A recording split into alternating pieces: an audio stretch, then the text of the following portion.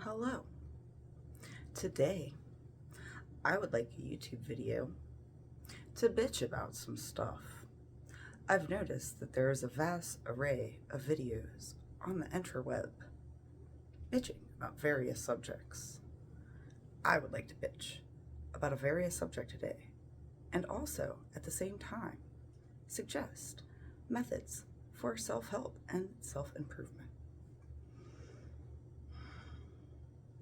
More than anything today, I would like to express the fact that when people see me, they assume that I am a person who likes to party, that I am a person who is cool with it, and that I am a person who might enjoy substance use.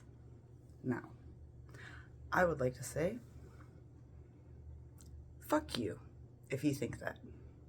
Fuck you. Fuck you and your casual,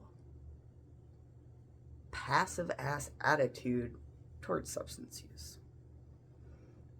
And I would like to talk about why I feel like this. So, everyone bitched about Dare class. Dare class was stupid. If anything, Dare class was just an advertisement for all of the fun things that substance use might have to offer and how you might be a gangsta if you do it. A lot of people bitch about Dare class, yet nobody continues on to say what Dare class should have told them, but didn't, or to have any sort of rebuttal towards it whatsoever, except for a passive-ass attitude towards other people's substance use. Today, I would like to talk about the ethical and spiritual implications of having a casual and passive attitude towards other people's substance use. And otherwise just say shit that I wish I had been told and realized much earlier in life. So, from an ethical perspective, do you realize that when you casually consume a substance, an illicit and illegal substance, that more than likely somebody left this planet in a probably not pretty way for you to enjoy that substance? There are children in South America, adolescents, 12, 13, 14-year-old men wandering out into the jungle to harvest coca leaves, who are for it. There are mules who have products burst inside them and poison them that don't make it, but the substance still gets and passed on for somebody to casually enjoy without any thought to the implications of the actions and things that they're supporting by creating demand for that substance. Not to mention all the things that happen on a local level between people trying to be gangstas and just unaliving each other. How many people suffered or lost their life for somebody to say, hey, you want to party this weekend? It's pretty absurd. And so then, as you know, a lot of people who use illicit substances become victims of addiction. A lot of people just ruin their lives. A lot of people become homeless. There's a lot of people who can't handle it. They just have an addictive personality or whatever. I was blessed with not having an addictive personality. So I was very experimental early on in life through my teenage years and into my 20s. It wasn't until I was 31 that somebody had a meaningful conversation about substances with me and mentioned some of the things that I had just mentioned and actually clicked that spark in me. And then, you know what? By 2018, I had decided I was never going to support any of that crap ever again.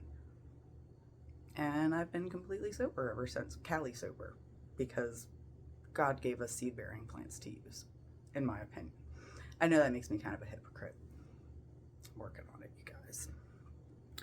So, to use a lot of these illegal and illicit substances that aren't regulated, that's one thing about these seed-bearing plants, they are regulated. That nobody has been propelled from this planet trying to get it to you. But if you do use illicit substances, then you are disrespecting everybody else who has had their life just ruined or lost completely to it. How disrespectful is it? Well, it's okay for me because I don't have an addictive personality. It just sucks for all those other people. That is such a selfish and disrespectful attitude to have towards the rest of your fellow brothers and sisters on this planet. It's kind of like when you decide to use substances with your friends, it's like taking a roller coaster ride where 4 of the seats are gonna randomly malfunction and 4 people are gonna randomly fall off of that roller coaster and not make it back and be seriously injured or unalived. Would you want to ride that roller coaster? Would you encourage your friends to ride that roller coaster with you? How disrespectful is that to the people around you and to yourself? Have you no respect for human life? So the ethical part, you're not going to get ethically sourced illicit substances. You're being disrespectful to so many other people. And then there's the whole spirituality aspect of it. I truly believe that some specific substances, if anything channels darkness into a being, I do think that those substances do it. Other substances, like psychedelics and hallucinogens, people swear is a gateway to open up your spirituality. And I also believe that a lot of people probably get stuck on that and stop there on their spiritual growth because they mistake the experience that they had with a substance for the real spiritual enlightenment that they could achieve. That's like fapping and reaching climax and thinking all there is to it, not realizing you could do it in a much wholesome, more spiritual level and establishing a connection with a person. That's the way substances is. It's might be a profound experience, but it's probably disconnected from source. I mean, let's be honest here. So that's my perspective on it. And then there's the fact that, if you have any health implications, especially mental health implications, this is very important. If you use substances or you encourage somebody else that might have underlying conditions to use substances, or don't even say anything against it when they are, then you or that person, should a mental health concern arise, a financial crisis, anything like that, it's not going to be whatever the root cause of it actually was. It's going to be the substances that you were using. The substances get scapegoated for everything. And it's a big cop-out for society and our system and the gov to just the general person walking down the street looking at the homeless guy that's schizophrenic to say, well, he uses substances. And if you're a conspiracy-minded person, you've got to think about that. Like, how much are they able to brush under the rug with societal problems by just saying, oh, it's substance use, that's people's own choice, blah, blah, blah. And a lot of normal people like us could do something by not having such this passive, stupid, sympathetic, holding it up to make it seem like it's cool to people attitude towards casual substance use, because nobody would have addiction problems or anything else if they didn't start with that casual substance use just to see if they're the one person that'll fall off the roller coaster or not. You guys, this is crazy. I really don't understand why more people don't speak like this towards other people. You hear somebody saying, oh, well, I'm gonna go skiing a little this weekend, and you're like, haha, cool.